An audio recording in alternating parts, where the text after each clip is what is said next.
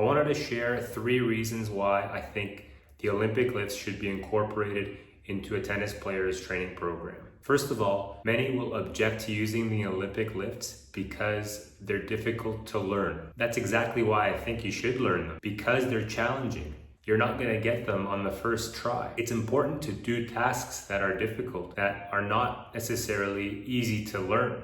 There's a benefit to that. If you're able to improve your Olympic lifting techniques and start loading them, they also require more and more coordination and timing and synchronization of different muscles and different limbs. These are good qualities to have. Further to that, and my second reason, is that once the loads get significantly heavier, we need to summate forces from the ground up to propel the barbell up into the air. To do that requires a specific timing so that we can not only generate forces but distribute forces properly. Tennis strokes also require this ability. So if we're serving or hitting a forehand, we need to be able to load appropriately and then use the energy from the ground through the kinetic chain. So there might be a transfer between doing them during Olympic lifts and then being able to do it on the tennis court with various strokes. And lastly, a lot of people will object